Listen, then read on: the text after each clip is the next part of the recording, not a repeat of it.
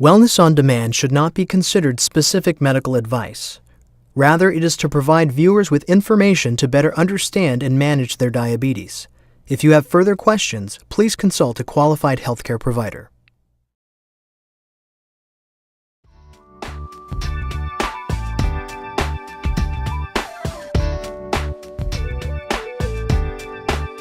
It's a brand new morning, sun is shining bright. My body's telling me it's gonna be alright. I'm getting stronger each moment. I'm feeling no pain. Through knowledge and power, I know that's the way. I receive my healing, 'cause we need it. Hello, welcome to Wellness on Demand.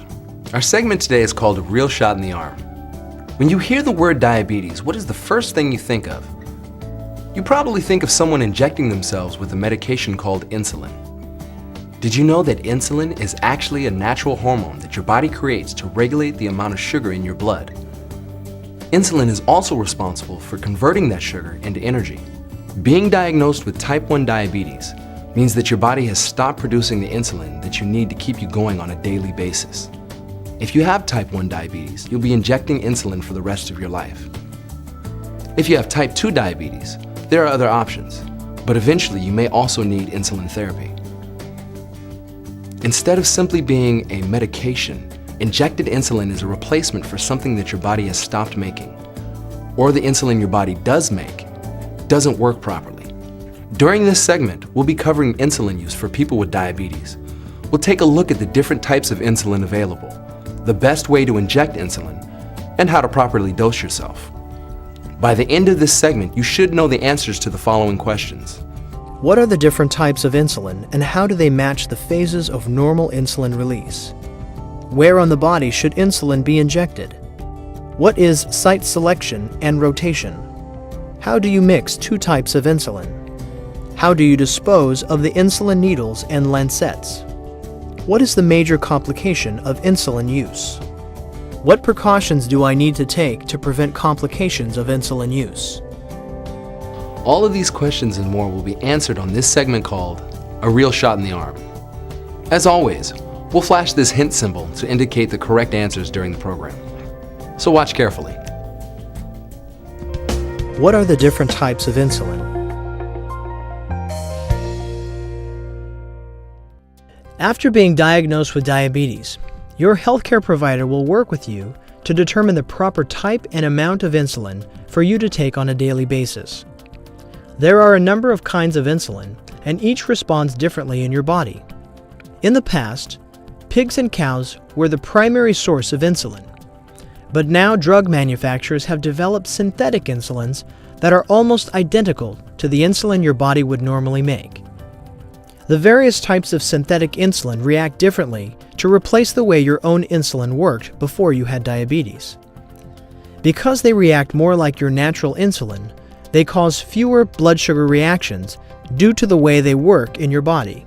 The two types of synthetic insulin range from rapid-acting insulin, also known as bolus insulin, and long-acting insulin, also known as basal insulin. Bolus insulin is required to lower blood sugar after eating a meal to keep the blood sugar from getting too high. Bolus insulin can also be used in emergency situations when the blood sugar is very high. Bolus insulin can be injected up to 5 minutes before a meal. Basal insulin or long-acting insulin may be injected once or twice a day. Basal insulin provides just enough insulin to the cells and organs of the body so they receive enough energy or sugar throughout the day. Most diabetics need a mixture of regular and longer-acting insulin to adequately control their blood sugar. If you've been prescribed two different kinds of insulin, ask your healthcare provider, your nurse, or the pharmacist how to mix the two. Premixed insulin is also available in some dosages. Again, ask your healthcare provider if you might be able to use premixed insulin. The proper mixture of medications will help you avoid blood sugar spikes and dips throughout the day and provide smoother and tighter control of your blood sugar levels. Let's review. Insulin is used to keep glucose in the blood and not the cells. True or false? If you answered false, you are correct. The major function of insulin is to open the cells of the body so that the glucose in the blood can get inside the cell to provide energy. Remember, it is the high levels of sugar or glucose in the blood that cause the damage to the body and is known as hyperglycemia. Bolus insulin works to lower blood sugar. A. At mealtimes. B. During emergencies. Or C. A and B.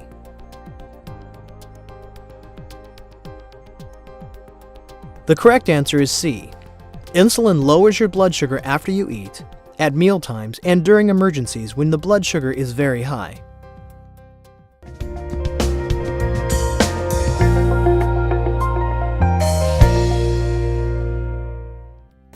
Well, I think it's very important that if you're a person using insulin, that you need to know several things. You need to know who the manufacturer of your insulin is, the brand of insulin that you're using, or the type of insulin that you're using. Are you using NPH, or using regular, using long-acting insulins? You need to know when you're going to inject your insulin, in the morning or the evening or at bedtime. So you need to have an idea of when you're going to inject your insulin. And you need to know where you're going to inject your insulin. You're going to inject it in your thigh or in your stomach or in your arm. So you need to know all of those things sort of before you get started. When you go to your pharmacy to buy the insulin, it's important that before you leave the store, you look at those bottles, make sure that you have the correct bottle that you're using, the right manufacturer, the right type. And before you leave the pharmacy, you also need to look at the expiration dates to make sure that that insulin is in date and has some, a few months at least before it's going to go out of date. The different types of insulin include regular or bolus insulin. This insulin needs to be taken 30 minutes before eating and works in the body for 4 to 6 hours. Examples of regular insulin include Novolin R and Humulin R. All regular insulins have an R on the bottle. There are also ultra-fast-acting regular insulins. These insulins can be taken 5 minutes before a meal and work in the body for 2 to 4 hours. Examples of ultra-fast insulins include Novolog, Humalog, and Apidra. Regular insulin is usually clear and not cloudy. Intermediate-acting insulins are NPH. NPH is used as a basal insulin and should be taken 30 minutes before eating. It works in the body for 8 to 10 hours. Examples of intermediate insulin are Humulin N and Novolin N. NPH insulins have an N on the bottle. The long-acting insulins are used to provide basal coverage. They can be taken once or twice a day. Examples of long-acting insulins are Lantus and Levemir. The long-acting insulins are clear and not cloudy. There are also insulin mixtures. These mixtures contain both regular and intermediate insulin. How many times a day will you need to inject yourself with insulin? How many times a day you inject with insulin really depends on what type of diabetes you have. If you're a person that has type 1 diabetes, they usually inject at least 2 times a day. If you're a person who has type 2 diabetes, they can get away with 1 shot a day, usually at bedtime, because they're also taking their oral medications. But there are some type 2 diabetics that have to inject 2 times a day as their diabetes progresses. So it really depends on what type of diabetes you have and how aggressively your doctor is trying to control your blood sugar. What happens if you miss or skip a dose of medication?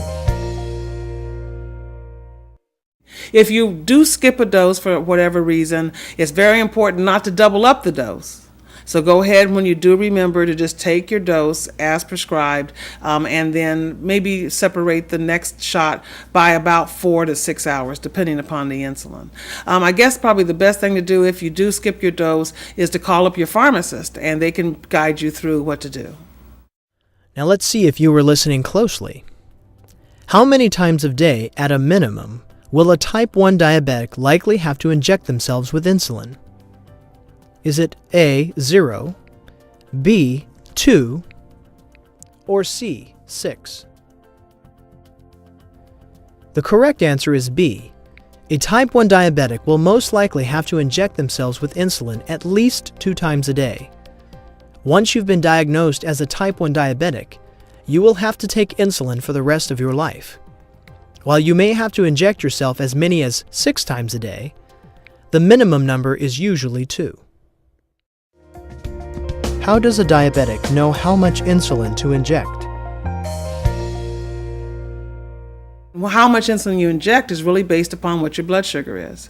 So if your blood sugar is under good control, which is between 90 and 130 milligrams per deciliter fasting, and your A1C is 7% or less, then your doctor will probably not change the amount of units that you need to inject. But if your blood sugar is not under control, then they will have to increase the number of units that you're injecting based upon what those blood sugars are. So that's why it's so important for you to monitor your blood sugar and to bring your diary of your blood sugars with you when you see your doctor, so they'll not only how many units that you need to inject or how to increase your insulin, but also which insulin they're going to change for your insulin prescription.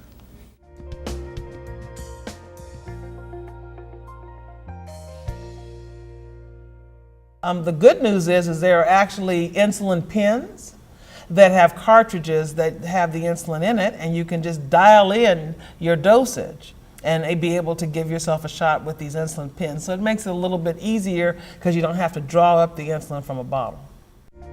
Injecting insulin.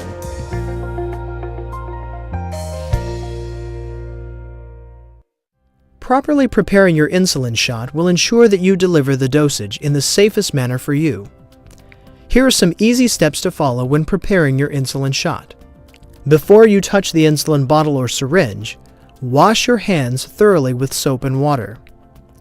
Wipe the top of the insulin bottle with an unused alcohol pad.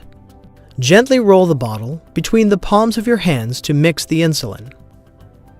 Draw an amount of air equal to your insulin dose into the syringe.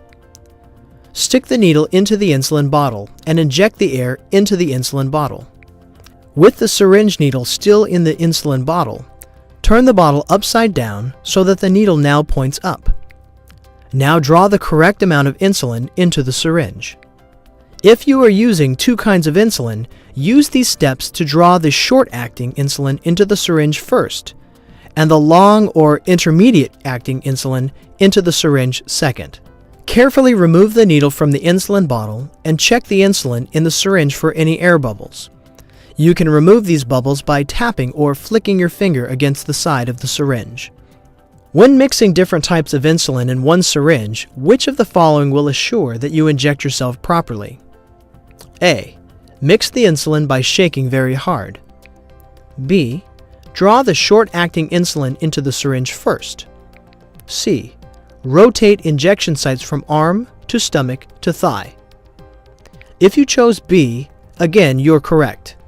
When mixing different types of insulin in one syringe, always draw the short-acting insulin into the syringe first.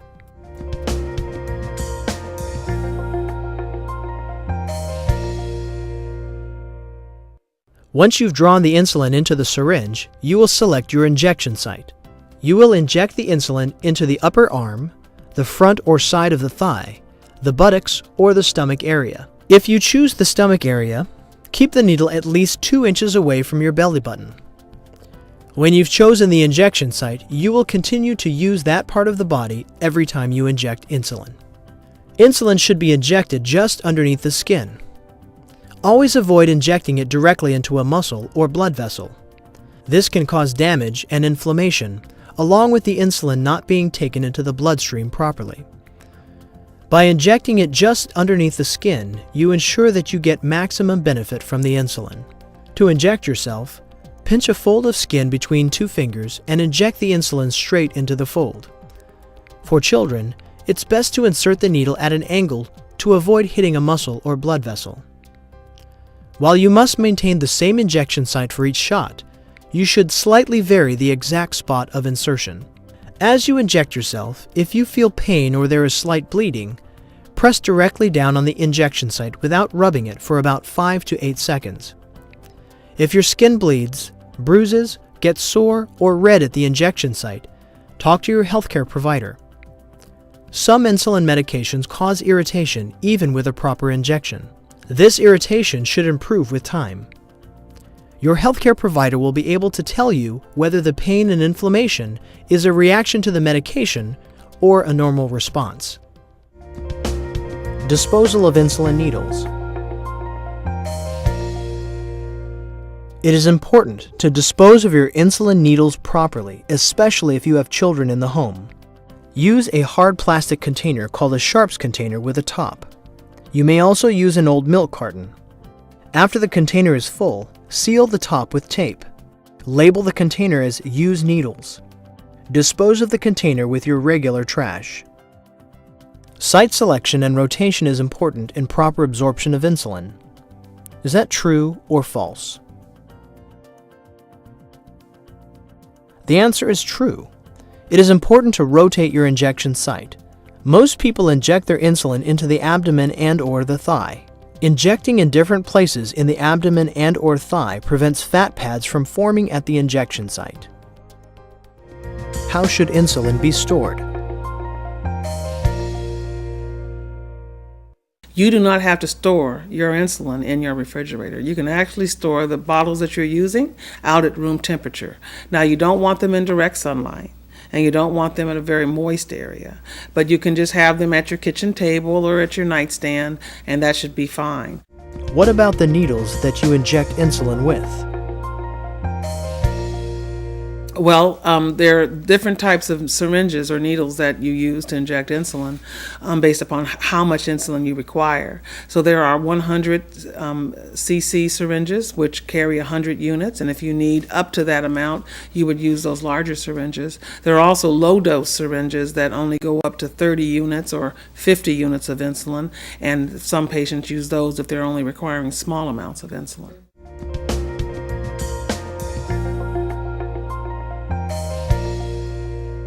The manufacturers do not recommend that you reuse your syringes more than once.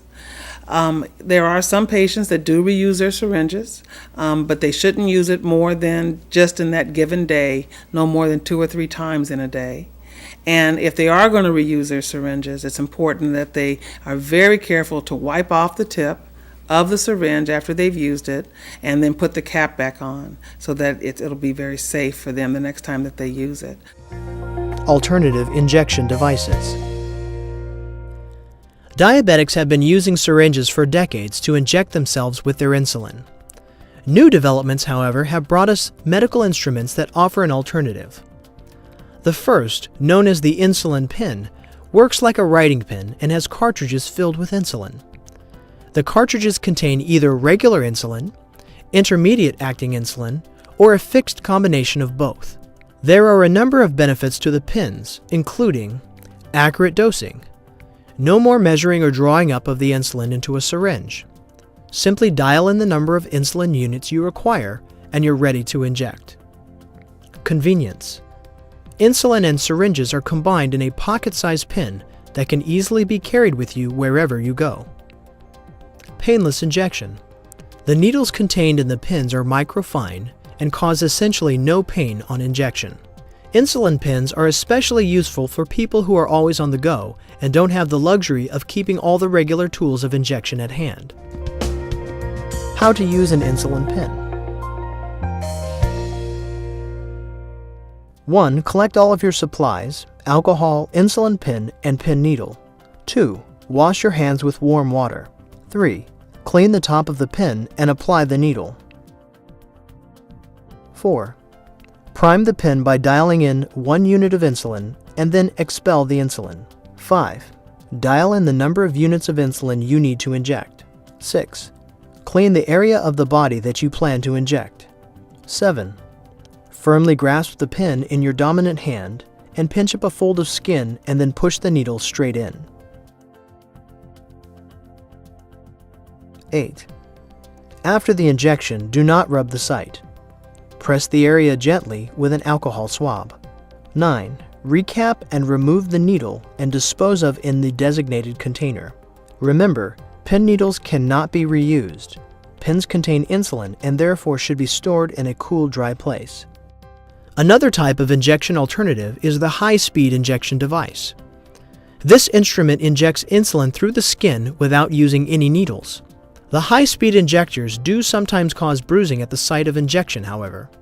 You should check with your pharmacist or diabetes educator about the types of injection devices that are available, and to make sure that you are getting good blood sugar control with the type of injector you use. Insulin pumps are the final type of injection device that we will look at in this segment.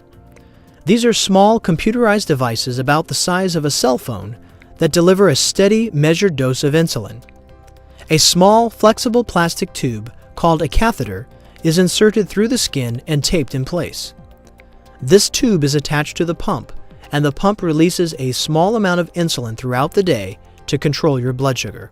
You can also provide an extra surge of insulin about a half hour before eating by pushing a button on the pump to offset any changes in the meal plan that you may be making. This extra dose is based on the amount of carbohydrates you expect to be eating. While the pump may be more convenient for busy people on the go, it does require a bit more dedication. You will have to test your blood glucose 4 times a day and learn to make adjustments in your insulin dose, your food intake, and daily exercise based on the results from your monitor. The use of an insulin pump may well be worth the extra testing if you're someone who requires more flexibility in your meal planning and exercise schedule. Low blood sugar or hypoglycemia. One of the major complications of insulin therapy is hypoglycemia. The cause is usually an imbalance between food, insulin, and exercise. Not feeling well doesn't necessarily mean that your blood sugar levels are high. Have you been feeling shaky, sweaty, or hungry no matter how much you eat? Maybe your vision is blurry or you're experiencing numbness or tingling in your lips. These are all symptoms of hypoglycemia or low blood sugar level. Additionally, you may experience a headache, tiredness, confused or angry feelings, a faster heartbeat, or at worst, you may pass out. The symptoms of hypoglycemia or low blood sugar can be a result from taking too much diabetic medication, exercising at the wrong times, or not eating right at meal times. If you feel any of these symptoms, do a blood glucose level test immediately to double check if this is the problem. If your monitor isn't handy, don't take any chances. Letting your glucose level dip too low can make you pass out. Grab something that is high in sugar and pop it in your mouth. Even a little food or drink can help bring your levels back up to normal quickly. Some of the causes of low blood sugar include A. Skipping and delaying meals. B. Excessive doses of insulin or other diabetes medicine. C. Increased activity or exercise. Or D. Drinking alcohol.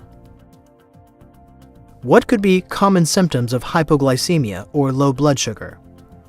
A. Sweating, a shaky feeling, and tiredness. B. Numbness of the lips, blurred vision, or passing out. Or C. Both A and B.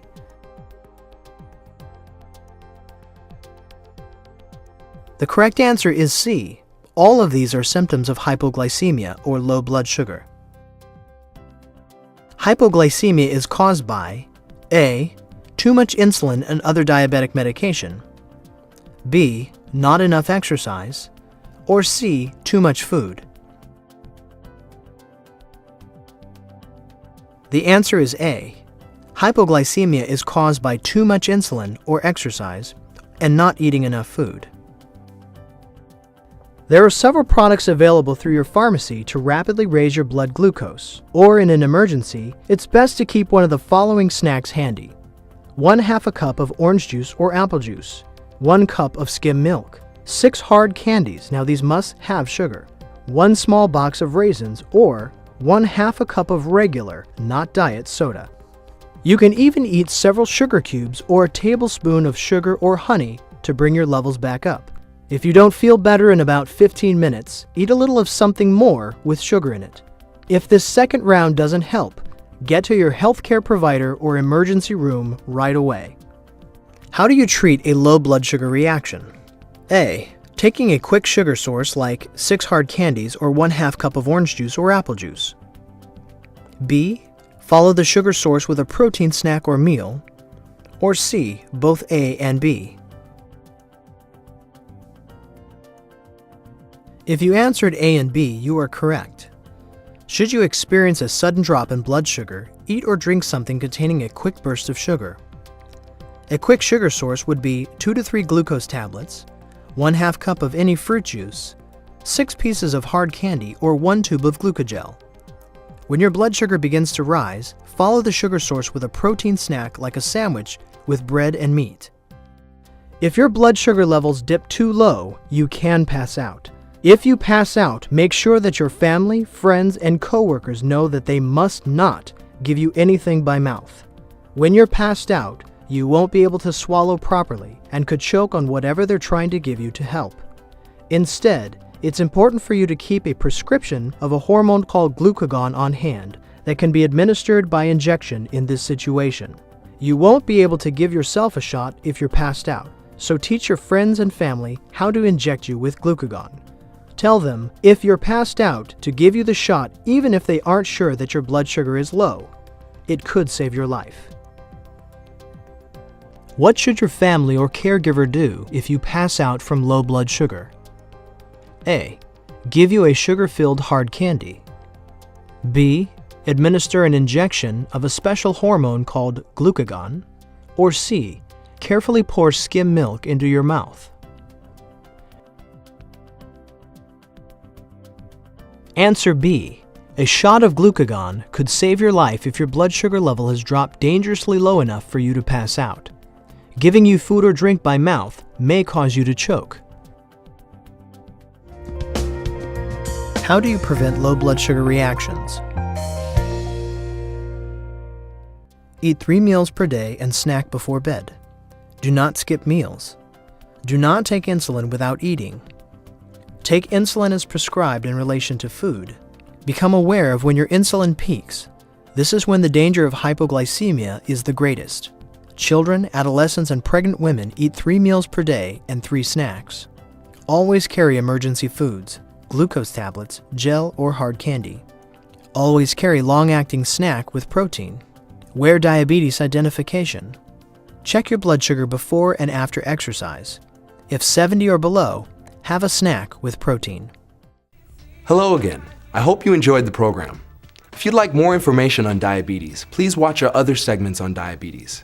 You can also visit our website at healingourvillage.com, where you can purchase a copy of our self-care guide to diabetes control. And you can find educational videos to share with your family and friends. Thanks again for joining us today on Wellness on Demand.